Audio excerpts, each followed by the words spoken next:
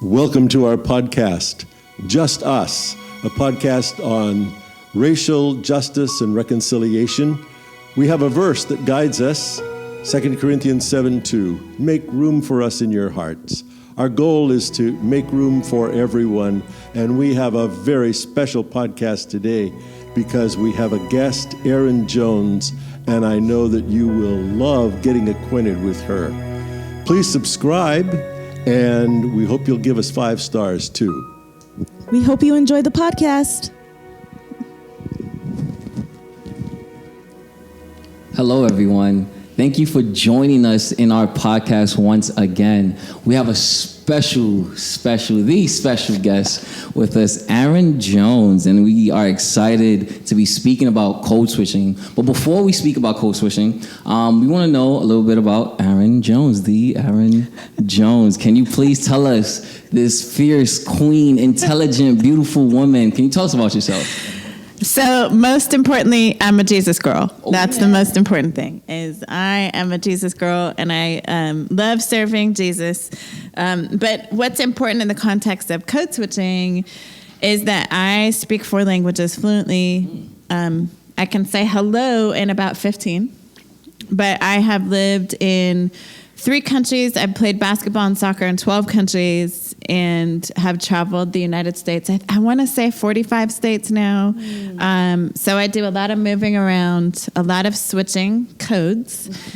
And so my story, just the really brief version, I actually have a TED Talk on my story. I'm not going to do that today. But what's important about how I came into this understanding of code switching and how I see code switching is that I was born in the United States out of the body of a white woman. So as you can see, I am not all white, but I was born out of the body of a white woman who was forced to give me away. And so I started at the Children's Home Society. I was adopted by a northern Minnesota couple. So I was born in St. Paul, Minneapolis. So if y'all know, been watching the news a little bit. Yep. Understanding the context of story and beginnings, that's my beginning. I started in the Children's Home Society, adopted by a Scandinavian American couple from northern Minnesota who were both teachers. They adopted me, then adopted a little black boy about 2 years after me, not biologically related to me. So now there are 2 of us in a county of all white people. So we are literally the only black children in our entire county. Decide to take jobs in the Netherlands. And so I would move to The Hague, the Netherlands, when I was 5 years old. And for those of you who don't know where that is, it's just just north of Belgium, just west of Germany. And I would end up at the United Nations School.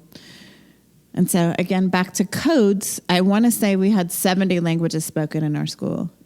Every ambassador to the United Nations who was not connected to the British royal government or the British family or the British government came to our school. So Japan, just everywhere. I mean, we had from the continent of Africa to the continent of Asia to South America was in my school. And so I was exposed to languages as a little girl. I learned my second language between 5 and 7. I learned to speak Dutch. My dad took a teaching job in Switzerland every summer starting when I was in 5th grade. And he taught at a computer camp connected to a French camp. And so I would go to French camp every summer and was fluent in French by 12, and then took Spanish as a high school student and graduated from high school speaking 4 languages fluently. But I had been exposed to languages my whole life. You can't see this on camera, but I'm 6 feet tall and was a basketball player for 40 years and a soccer player for 20, and played baseball all from 5 years old until 18. And we would travel starting in middle school. Every other week we were in a different country. And what that meant is I was code switching. I was switching the code, the language I was speaking. As an American kid growing up in Europe, I watched a lot of Americans who wanted everyone to speak English in this very arrogant way. A lot of folks from the South, Texas, Oklahoma, y'all, we need to be speaking English here. Y'all speak English. And that was so offensive to me that even as a little girl, I knew I didn't want to be that. I felt this need to learn as much as I could about other people's language so that I could communicate to them in their language. And so my rule for myself was anytime we went to Germany or Austria or Switzerland, I would speak not English, but whatever the language was of the community. And And that's where I began learning how to switch codes, is as I traveled across borders. And what I would say I learned as a child was not only the language of other places, but the cultural norms were different from place to place. And so how you greeted one another, all across Europe, you kiss on the cheek. Well, in some places it's 2 kisses, some places it's 3, some places it's 1. And I would have to remember, because it's really awkward when it's a 3-kiss place and you only give 1 kiss and back away and they're still coming in. But I had to learn how to cross borders and not just speak other languages, but operate through different cultural norms. And then I came to the United States for college at 18 and realized that the America I was coming to was a very different America than I was ready for. And it wasn't an America that was ready for me. So here's this Black girl, athlete on an academic scholarship to an Ivy League college, quadrilingual, in a community that was all white except for 10 Black women. So it was affirmative action. I was one of the 10 affirmative action candidates. I didn't know what affirmative action was. I didn't know that's how I ended up in college. I earned my spot. I got accepted at Princeton. I earned my spot at my college. But I was still the affirmative action candidate. And what I learned really quickly was that because I could speak English like the rich white girls, it made room for me in certain spaces, but it also pushed me out of other spaces. And oftentimes I wasn't even given the opportunity to speak because people just saw me and assumed, just go play basketball, just go play soccer. We don't expect you to be an academic. And that was a shocking. In fact, I almost committed suicide my freshman year of college. This is before, I'm 49 now. This is before cell phones and email. And so my parents are all the way across an ocean, and I'm trying to navigate an America that really doesn't like me. And I found myself and found God actually personally on a basketball court. At the end of my freshman year, I just started walking one day. I was in deep depression. Don't even know that I knew what that was at the time, but I felt something urging me to walk, and I ended up in a tiny little community outside of my college town, and there was a man named Dr. Julius Irving playing basketball on a court. That's dope. Except I didn't know who Dr. J was. That is so because I had crazy. grown up in another country. But I would end up playing with Dr. J at 18 years old. Goodness. And his 2 sons and a bunch of boys from North Philadelphia. And when the game was over and he left, I was like, who's this J man? He's pretty good. He's a pretty good basketball player. Yeah. And that's how I learned about Dr. J. But I'll never forget, I'm sitting on the sidelines with these 3 Black boys, and they're like, where are you from? Because you don't talk like us. And I said, I'm from the Netherlands. They were like, the what? What is that? And I said, well, it's a country in Europe. And they said, what is that? And I said, where do you go to school? Well, we stopped going to school a long time ago. What do you mean you stopped? They said, nobody cares about us in our schools. Dang. Our schools are falling apart. Nobody cares. Why would we go to school?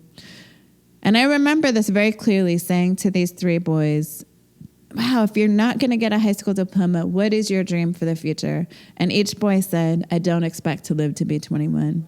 Why would I dream? That's tough. And in that moment, I felt like I heard the voice of God, not like audibly heard but in my heart, for the first time, I heard the voice of God. And he very clearly said to me, Erin, I need you to understand, I birthed you out of the body of a white woman for a reason. I birthed you in the country of the United States of America for a reason, but I raised you outside of this country so you could know something else for a reason. I made you a ball player and an academic for a reason, and I need you to use that for my glory. And it was so clear to me on the side of that basketball court exactly and I went from wanting to commit suicide to knowing this was my purpose in life, to be both a bridge and to be a champion for boys like those boys on that basketball court. So back to code switching. I realized in that moment, talking to these Black boys, I was speaking a code that they didn't recognize. Yeah. That was not their code, right? But God had given me the code that he gave me, and he gave me this ability to move among many codes throughout my entire life, to navigate spaces. And so I have spent the last 30 years now working in school spaces across the United States. I've taught in 5 states. I've worked in all black neighborhoods. I've worked in all white neighborhoods. I've worked in neighborhoods in between. And I'll be honest, when I worked in North Philadelphia in a school, I tried to take on the code of those students, and I realized that was not a code for me to take on. It wasn't my authentic code. And so I guess what I would love for us to talk about is code switching is the need to switch codes in order to be accepted in different environments. But I would challenge us, one of the things that I learned over 30 years of teaching, and I probably learned this in my first 5 years of teaching, is when I lived in spaces and taught in spaces with children who looked like me, who spoke a different code, trying to speak their code was actually not appropriate for me. Being authentic was appropriate. And so telling students, I wasn't raised in this country, so I don't speak the English that you speak, but being intentional about learning their language so I could understand it. Right? And so I would use words, but I was very intentional after 4 or 5 years of teaching. I'm not going to try to be you, though, because that's not my authentic self. It's not just a language. There are all these cultural norms and ways of being. But here's the other thing that I learned, and I probably didn't learn this until later in my career. There are way too many ways we are asking black and brown and immigrant people to conform to a code in the United States that is actually doing them harm. Yes, indeed. We have normalized a certain way of being that is acceptable and professional, and what it's causing people to do is to leave pieces of themselves at home. And once you have lost your language, your home language, you have lost a piece of yourself. Facts. And so even I think about in church spaces, my husband and I are also in ministry in a church space where 70% of the people are white and middle class and 30% are people of color. Even in that church space, the norm is very middle class white, and it's very much academic English. Now I can do that, but what I realize is what other people are giving up in order to do that. And so I'd love to have a conversation even around your experiences with that, and what are we doing, especially I want to speak particularly of church spaces because that's the context we're in. When we say we want diversity in our church spaces and we believe we're all made in the image of Christ, in the image of God, what does it mean when we demand that people switch always into the code of middle-class whiteness? And what is it causing us to miss as a church? Like I suspect we're missing a piece of the beauty of Christ and the beauty of God. And so I just would open up to folks, what is your response to that and reaction to that? That's loaded. And again, we could be here all day just on that one topic. Well, I was raised in a very Caribbean, West Indian culture. My parents, and even though they had dialects, I had to grow up. My parents said, you speak proper English. Wherever you go. In church, there's a proper way to conduct yourself. There's a proper way to sit. There's a proper way to speak. There's a proper way to, address your elders. There's a proper way for everything. And I've grown up in West Indian churches, black churches, multicultural churches, and I'm in one right now. And what you do see is a very, Eurocentric type of service where I remember one time for Black History Sabbath, the praise team I'm on, we were asking, I said, let's get some songs we can sing that are specifically gospel, Negro spiritual rooted. And they're like, whoa. I'm like, what do you mean, whoa? Like, who am I talking to? Well, is everybody going to like that? Is everybody going to relate to that? I'm like, I'm not quite sure I understand what you mean. This is just 1 2-hour moment in a month, in a year, specifically geared to this. And you're asking, how are we going to acclimate to it, or how others are because we're black and we're singing? So I had to bring myself down a few notches and say, well, here's what I would like us to do.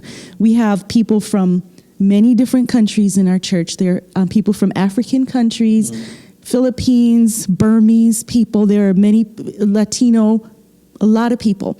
why don't we sing some songs, since it's Black History, in another language, and some gospel songs and maybe a Negro spiritual they've never heard. And there was a lot of like tug of war. And I said, look, there's two things we're going to do. We're going to sing the Lift Every Voice and Sing by James Weldon Johnson, the National Black Anthem. Yeah. We're going to sing it. And I really did try to get them to sing the South African National Anthem in Swahili. That one, I guess, was a little bit of a stretch. But we did sing the Lift Every Voice and Sing. I was surprised at how many people have not heard it. But and then the words alone is just a story, and it's just a testimony in itself of a struggle of a people and a hope for a people. And so we sang that song, and so many people, we had the words up on the screen. We're like, oh my word, I didn't even know that song existed. And oh my goodness, I didn't know it was such a deep, moving. Every time I sing it or hear it, I cry. It just happens. And if we didn't have those moments where you kind of just push a little bit to get a different perspective and a point of view that other people would have never learned from or known, it wouldn't have moved them or touched them. And I think that's part of also the beauty of being in a body of Christ and just a diverse body of Christ. You have to bring that all in and embrace it all so we can learn how to love each other and communicate with each other, right? Because if we didn't have that, we would still be going our separate ways. Right. You know, and I think that's critical in a church because Jesus embraced all of us, our yucky selves, our ugly selves, our just whatever, our depressed self. He embraced us and he called all of us. And I think that's how we have to be with each other. I will learn something from each person here I have. Mm-hmm. And I think that's how, as a church, as a body of Christ, we need to be that way instead of just being stuck on what makes us comfortable all the time. That's great. So how I would picture this or paint this picture. Okay, so code switching, as you explained it beautifully, is different language and dialects going back and forth to where you're supposed, what the audience is, right? The majority of the audience. And I also am a Caribbean man, and I'm Haitian. The French colonized Haiti, so we speak French and Haitian Creole, right? So one of the things, especially at church, I feel like it limits, church limits the character of Christ. As you said, is like the character of Christ is every nation, people, tongue, and it limits it. And for a perfect example, so in my church, that time where you greet people, you're supposed to kiss, as you were saying. You do the 1-2 kiss, and that's what we do. If you don't eat the oldest lady, you have to kiss them. And it's rude if you do not. Like, you'll get in trouble. She may spank you, and your mom will spank you as well. So that's what it is. And even the girls, you have to, even if they're older or younger, you have to kiss them on the cheek. That's how I grew up, culture, right? I go to, I remember this when we was doing this in Andrews, the whole hello, and I'm trying to kiss this person. They're like, whoa. I'm like, in my mind, sexual harassment. That's all I thought about. I was like, no, I'm French. Like, this is what we do. I'm just trying to say hello, right? You know what I mean? So in church, it's very limited. We limit the characteristic of who God it really is to just one, like, oh, this is how you properly should worship.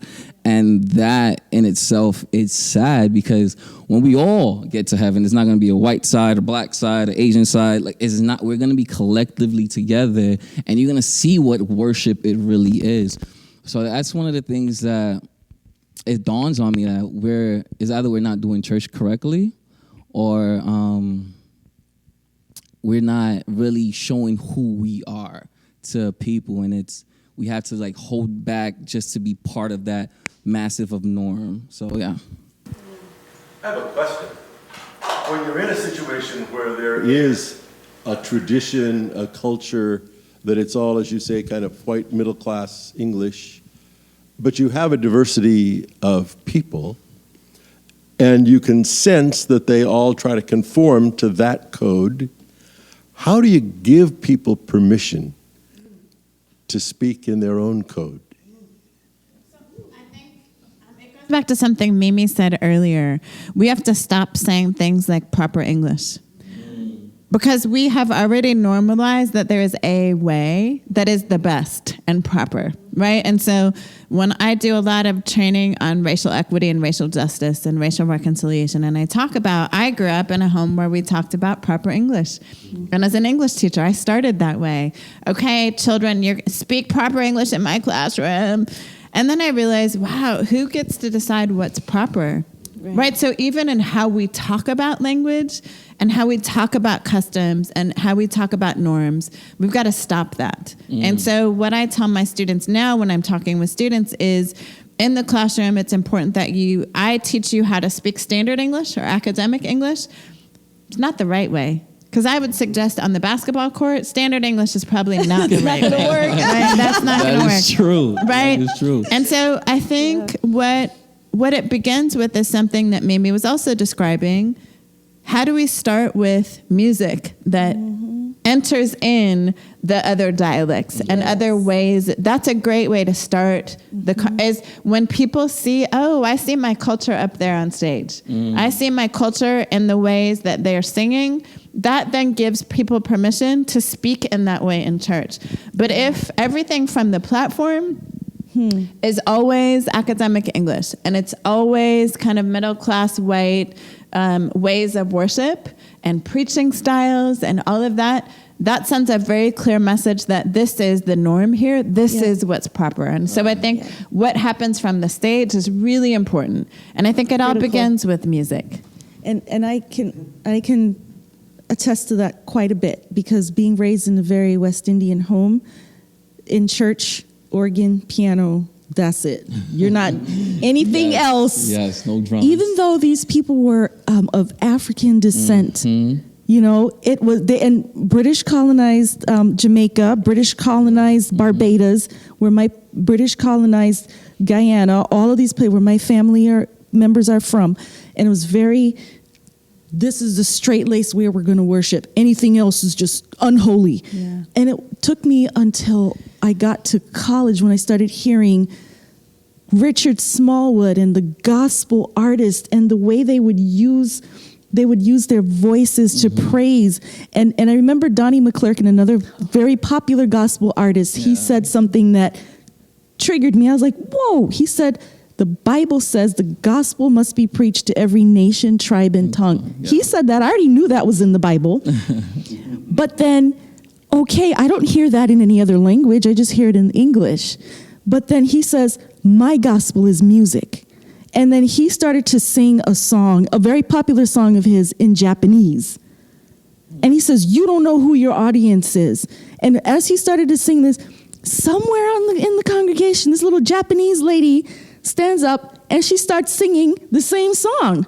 And he was like, oh my word, what is your name? And he points her out, and she's like, she had to yell, but he's like, I see you. And he learned a few words in Japanese, and he began to communicate with her in her language with that song. And he said, I made it in my intentional purpose to learn to sing songs in different languages, because wherever I travel and go for my gospel concerts, there's always someone who will hear the message of Jesus through music. And, you know, we were taught like drums, certain styles or ways of singing was not right. You know, if you clap a certain way, that's just on syncopation. Oh my word, that's just bad, you know. But then when you read the Bible, it says, Psalms 150 says, with every instrument, praise the Lord with them, you know. And I'm like, well, what does that mean? Because I didn't grow up like that.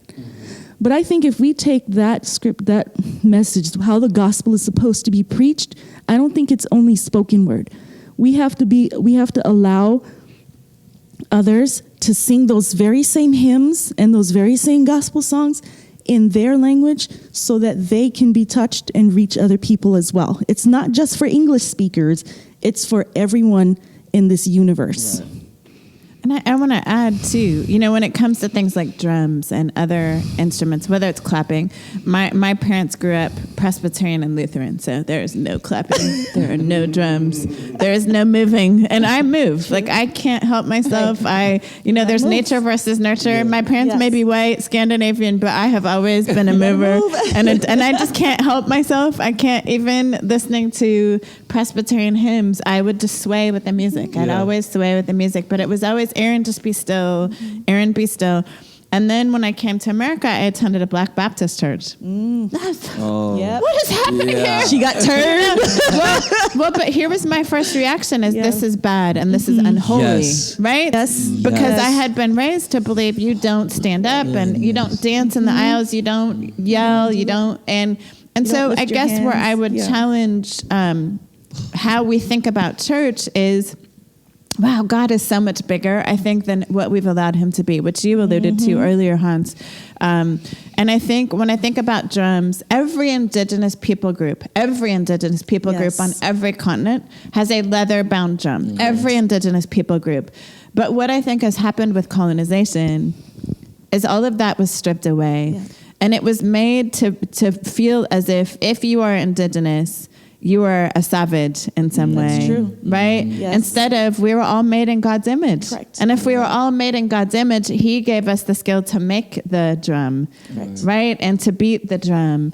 And I think when we take that away and we present some as less than human, we miss their humanity. Correct. And we miss the beauty that God made them with. And so I think it all begins, back to your question, Pastor John, I think it all begins with what's happening on stage. What is allowed there? And how do we challenge the narratives of what is good enough, what is proper, what is not good, what is unbiblical. I mean, God doesn't say clearly, thou must have a piano or thou may not have a drum. Like there's nowhere in the Bible that says that. That is man-made religious norms. Right. And we have to be willing to look at our story and the story of our churches and see, wow, where does that come from and why? And how can we interrogate those norms and histories to get to a bigger vision of who God is? Yeah, absolutely. Right. That's deep. That's deep. I have a question. Before I have this question, I was reading and watching, especially politicians. I'm not really big into them, but I read and watch. And one of the funny parts that I realized that Barack Obama, he had to code switch. If he did not code switch, he would not be the president of the United States.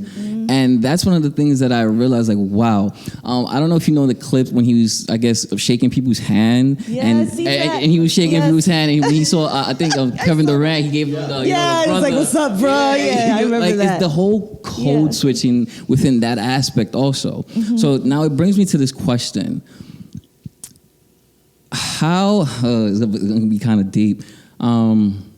If black people can't properly code switch, what do you think happens? Especially in America. If black people can't properly code switch, what could happen? So I know it's a loaded question. It's a loaded question, and I have lots of thoughts about it. So I ran for office, which you probably know, and I ran for statewide office and was the first black woman to run statewide. And I lost by 1 point. But I know I ran against a 20-year veteran politician. And so to lose by 1 point to him was a win, as far as I'm concerned. Right. But I'm very aware that I got so close because I can code switch. Yes. I'm very aware. I can go into rural, all-white spaces and figure it out. I'm a watcher, and part of that is growing up in Europe and having to navigate many countries and knowing to watch people and watch how they move and watch what are the rules of the game in this space, because the rules are different in rural Eastern Washington than they are in urban Western Washington, right? And so I did well because I knew how to code switch. And there's a problem with that because so many people don't have my story, right? And shouldn't have to have my story, who are equally brilliant or even more brilliant than I am, but because they don't have the experiences I have, will never end up in those spaces, right? Like Barack Obama's story and my story are very similar, in fact. we were both raised not on the continent of the mainland, right? We were both not raised on the mainland of the United States. We were both raised by white people, right? And so both of us, we have really similar stories in that we're biracial. So skin tone is also that's a whole nother conversation for another day. But the reality is being light-skinned and being able to be articulate and articulate in a particular way with certain vocabulary. Yes. I'm going to end with this little story. When I ran for office, you have to do all these interviews with unions to try to get their endorsement. And the first 2 months are all union endorsements. So you don't do a lot of big public things, but lots of small meetings with 10 to 15 union members, and they decide whether they're going to endorse you or not. In the first 2 minutes of every single interview for the first 2 weeks, I would be interrupted, typically by a white man who would say, "Wow, you're really articulate." Oh my gosh, yes. Yep. And I know the intention was good. Yeah. I know the intention was good, but what I heard is, you didn't expect this kind of English to come out of my mouth, especially with the Afro. You didn't expect this. But I need their endorsement, right? So I can't snap. And that's not my way anyway. It's not how I roll. But I had to think about, okay, God, give me some funny way to get back to people to let them know that's not really a compliment. And so by week 3, here is what God showed me. He gave me this really great comeback. And so the next time someone did that, I said, I can be articulate in French or Spanish or Dutch as well, if you like. That's great. And I would just look at that person, and they would just, but I had to find a humorous way to do it so that people didn't get upset. Wink, wink. But also sent them the message, oh. And then they would say, really? And I'd say, oh. And then I would switch into Dutch or French or Spanish, if that was necessary, to just let people know. But it shouldn't require that, right? Like that shouldn't be the measurement of how smart a black person is, right? And that is, if we're real, in the United States, that is a measure of intelligence. It shouldn't be, but that has become a measure of intelligence. That is very true. Mimi, how about you? What do you think if a black person doesn't effectively code switch, what would happen? And I have the same question for you too as John, so whoever want to. Well, mine is a little different because when we lived in the Virgin Islands for a while, even though it's a U.S. territory, the islands are U.S. territories, it's very Caribbean culture, very West Indian. There's no when we first moved there when I was 8, we were considered Yankees, even though my parents grew up in the Caribbean. And because the way we talked, I'm talking like this is the way I normally speak. I don't, wherever I am, if I'm with my friends, I might switch it up or whatever. But when we left the Virgin Islands when I was 14, going on 15, and moved to New York City in Brooklyn, I had to learn how to code switch because, and it wasn't within a white community, it was within the black community, because I had a very Crucian accent, or from St. Croix, very Crucian accent, and that's the way I talked. And so when I went to school, the black people were like, "Where you from? Why you sound like that? How come you talking like that?" And I'm like, "What do you mean? I'm not sure I understand." "Well, you sound white." I'm like, what is sounding? I had no clue what they meant. And so I had to listen, and like how you had said, you had to learn how to navigate in those spaces and learn to listen. And that's what I had to do. They were like, as I began to talk, because my father was an English teacher. He taught high school English for years and years until he retired. And he made sure we spoke proper English, especially when you're in the school and you're addressing your teachers. You don't speak any slang, period.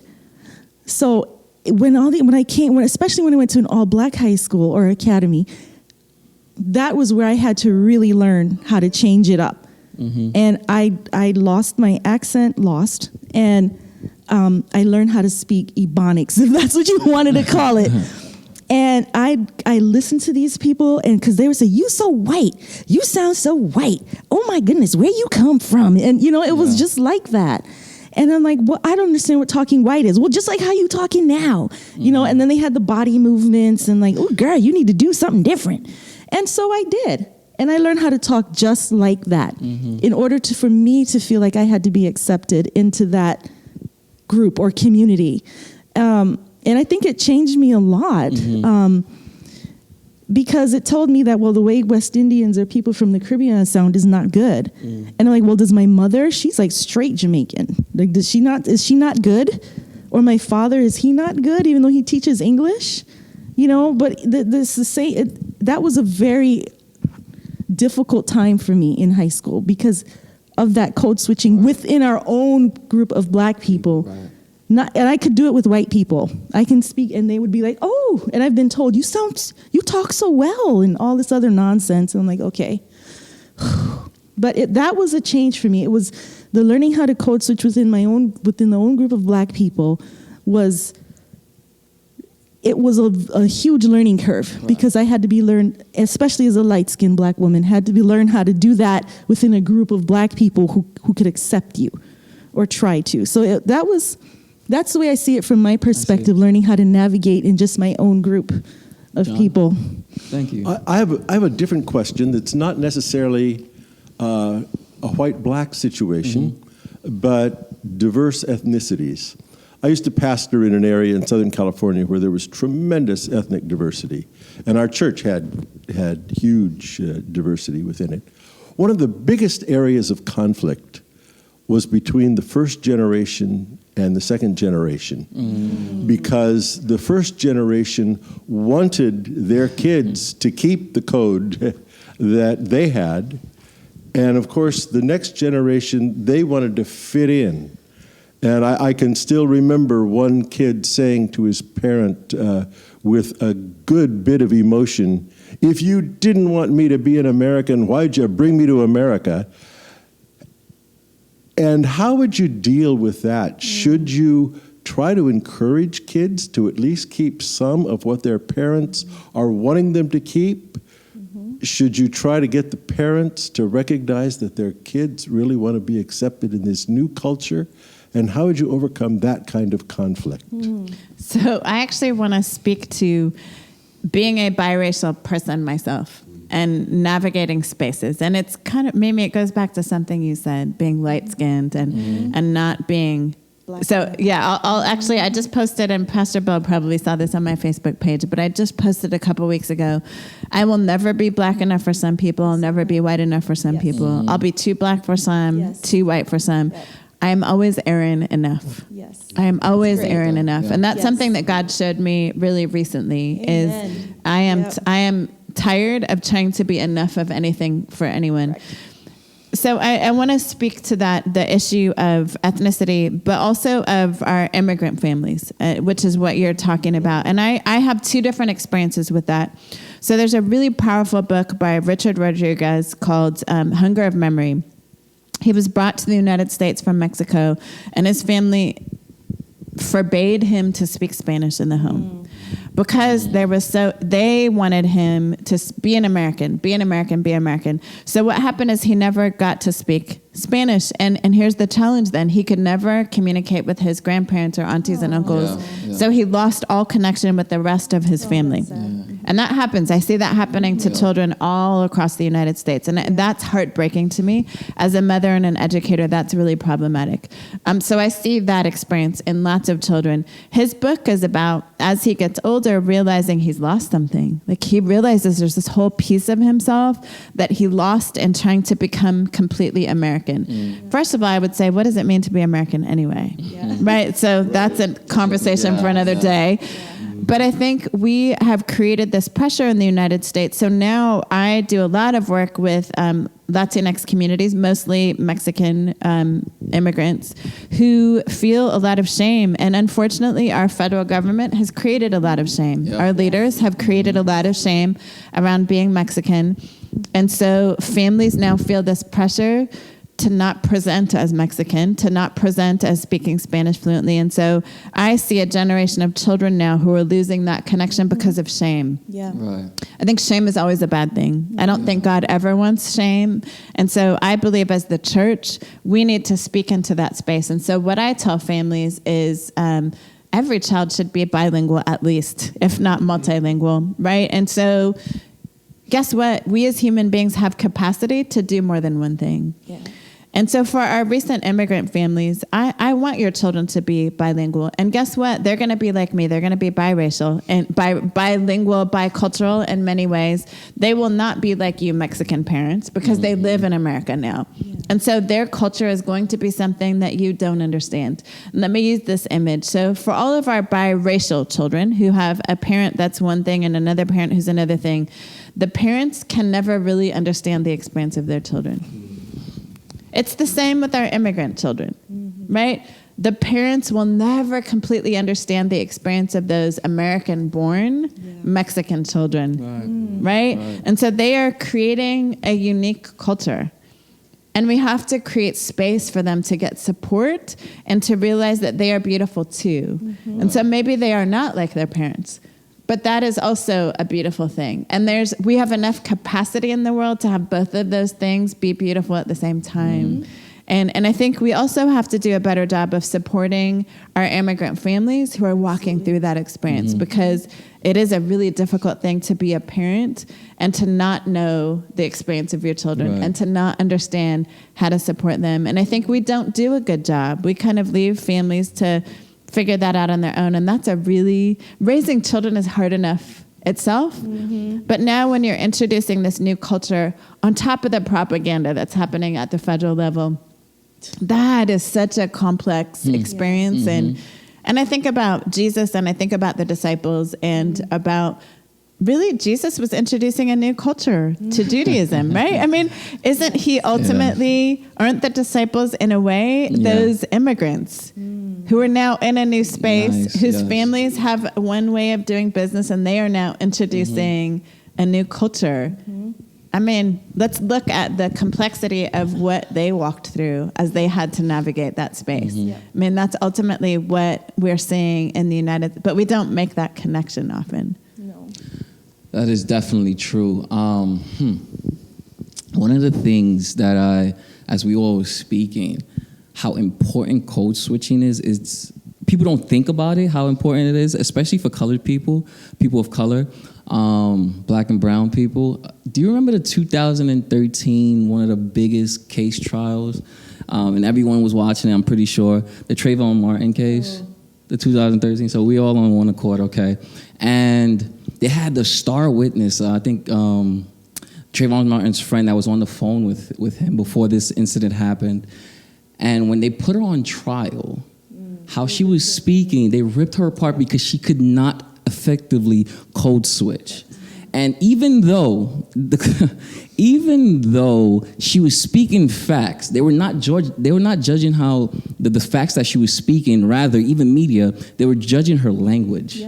And that blew my mind. She was speaking facts, yes, but the way that she was speaking the fact is what caught the attention of the massive, and it was like, whoa, she's not really eloquent. She can't speak this, and it's just, and not, well, America's America. What happened.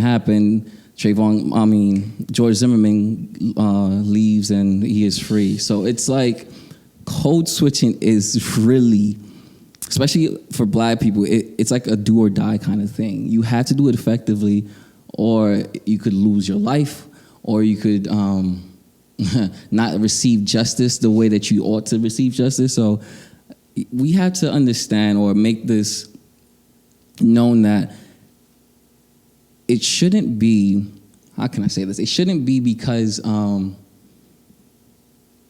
let's scratch that. The fact of the matter is we ought to learn how to accept people and their language and their dialect the way that they are, rather to try to conform them for them to be in our level of language or our level of intellect. That's, yeah. So on my way here, I was listening to a Christian podcast, brand new podcast to me anyway, but they were talking about humanizing and just how right now in the political space, we dehumanize the other. So whoever the other is, if you're a Democrat, then the Republicans are dehumanized. If you're a Republican, those Democrats are not human. But we do the same with language. Right? And so if you're able to speak academic English well, then you are more human than someone who doesn't. And we dehumanize and devalue those who don't speak a particular kind of language. And, I say this because I do a lot of work with educators, public school educators. And one of the things, in the Netherlands, we have to speak 3 languages to graduate from high school. So we're tested in 3 different languages, and you can pick, English is always one, Dutch, and then you pick either German or French. But the expectation is everyone speaks 3. Right. That's the norm in the Netherlands is everyone speaks 3. Partly because our country is so small, you have to be able to navigate outside of the country. But what that trained me to believe is when I hear an accent, I automatically assume the person is bilingual. Yay. Yes. It's an asset. Yes. So when I hear an accent anywhere, I think, oh, cool, they speak more than one language. In the United States, though, that is not the case. There are certain accents that are seen as assets. So if you have a British accent anywhere from the British Isles, so Australia, New Zealand, if you have a Spanish accent, that's seen as an asset and exotic. But if you have a Mexican Spanish accent, that's not seen as exotic. Portuguese accent, even from Brazil, is exotic, right. And yet from Panama, not exotic, right? So we have done this kind of us against them, even around accents. And what I tell teachers is we've got to shift how we think. And just last example, if you look at public schools in the United States, if you want to get into college, our wealthy white students are told you need to have at least 2 years of a world language. You need to be fluent. Like the more fluent you are, the better university you'll get into.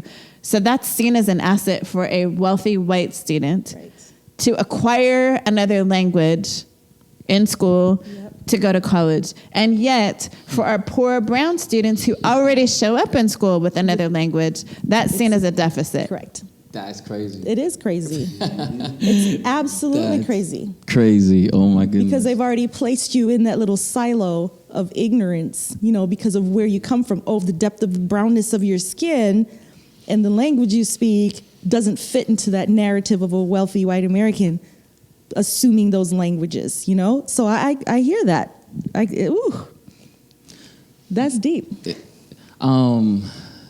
Okay, so do you think racism plays the root of the code switching? Absolutely. So, and I think it's, so let me identify a term that often gets misused. White supremacy does not mean KKK or neo-Nazis. White supremacy is centering whiteness as the best, as elevated above the others. It is at the root of colonization. Right. It's at the root of the Crusades even. Like, let's take Christianity and just make all those brown savages Christian. Correct. Yep. Right? And it is no different in this case, right? That you even think about our tribal schools, so Native American students in Washington State 50 years ago were taken to boarding schools, right? Let's take away their language, let's shave their hair, all of that. Let's make them good people. Dehumanize them. But it's the same as this content of language. And that to me is racism, right? It's saying kind of whiteness and this certain way of articulating whiteness, how we speak and how we wear our hair and how we dress. Mercy. Right. That's the point. Well, as you can see, all three of us, we could have a whole conversation about hair. Oh, yeah. Right? But I saw the way you nodded your head. Oh, my goodness. But all of that centers in kind of white supremacy and not, again, neo-Nazi, KKK. But this notion that whiteness and a particular way of framing whiteness is the most beautiful, is the best, is proper. And again, if we're all made in God's image, we've got to stop that. We have to stop feeding that narrative. Yes. Absolutely. Yes. I have the story, especially when you said hair. Yes. So one of my boys, this is not my kid, as I told you before, my boys are friends. I have no children. So code switching. One of my friends, he is very successful. He's a successful black man, and he's really intelligent. He owned this nightclub here in Seattle. All of this stuff happened, of course, COVID, so things shut down. So now he let his hair out. His hair is beautiful, beautiful black hair.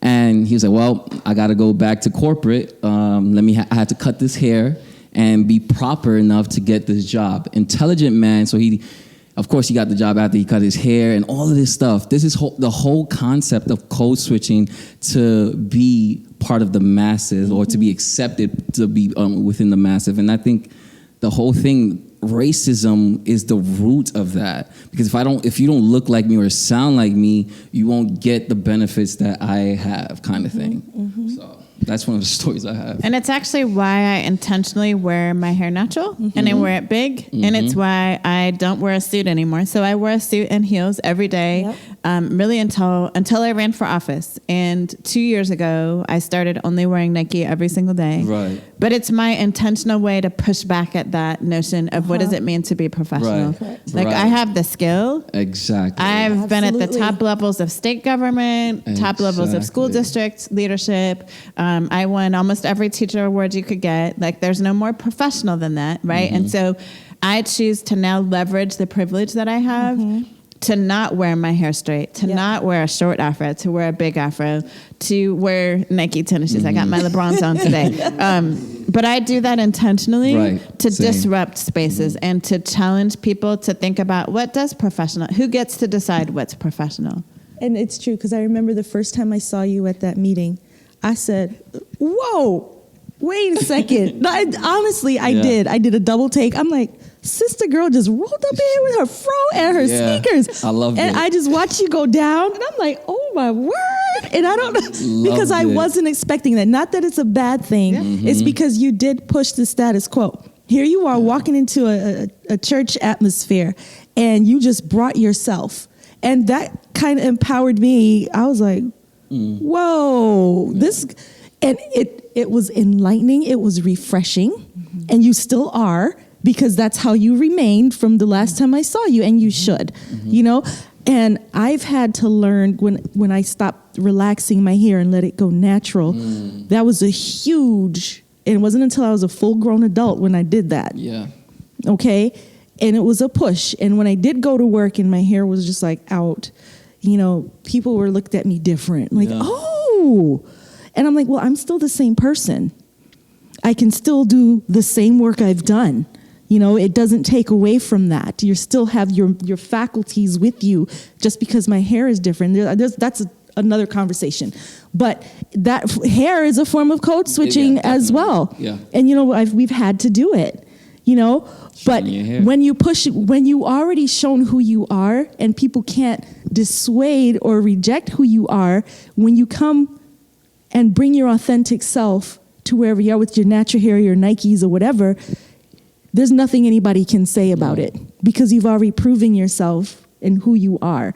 And I think if we allow people to be their authentic selves, we'll make room for them to be real, you know, and to be present with themselves and to us. Can I share one last thing? Yes, you can. Any last thoughts? So one of the things I believe, and I believe this as a teacher, but I also believe this as a professional, you cannot be your best self if you're not able to bring your full self to the table. I love that. And so if we want people to be their best selves, we need to allow them to bring their full selves to the table. And that includes your hair. Yeah. And it includes how you show up, and it includes how you talk, and what are the skills and talents that you bring to the table. Yep. I love that. Absolutely. Any other final remarks before we come to a close? This was a very great conversation, but I don't want to end it short without anyone saying anything else. Any final remarks? I think just real quick, I think when we look at, who we have here, everybody here, and then just especially in the church, when we look at all of God's people, Right. All of God's people come with different shapes, sizes, widths, heights, whatever, Shades. and, you know, shades, textures, languages, and I remember, and I think I told Pastor Bill this at one time, when I heard a sermon last week regarding Revelation 14:6 about the three angels' message, and the pastor who was speaking said that scripture was the most anti-racist scripture in the whole Bible, because it said the gospel must be preached to every nation, tribe, and tongue, and everybody. Right. And in order for that to be true, right, especially in a church space, we have to embrace that the way it was intentionally meant, not that one is better than the other. And in order for that gospel to be preached, in order for people to hear it and receive it, we have to allow them to come in and be themselves, and vice versa. Because it hasn't happened for quite a long time. But it has to start soon, or else we will never get there. And that's that. That was beautifully said. And I just wanted to add on, or even land this plane by saying, let us show the actual body of Christ and allowing one another to be who we are, because the body of Christ is vast. It's not one particular race or language or tongue. So let's continue to just experience and be that change so the world could change as well. Once again, Erin, thank you so much for coming and your knowledge and being a God-fearing woman and a beautiful black, brown woman. Thank you so much for experiencing and talking to us. Thanks for having me.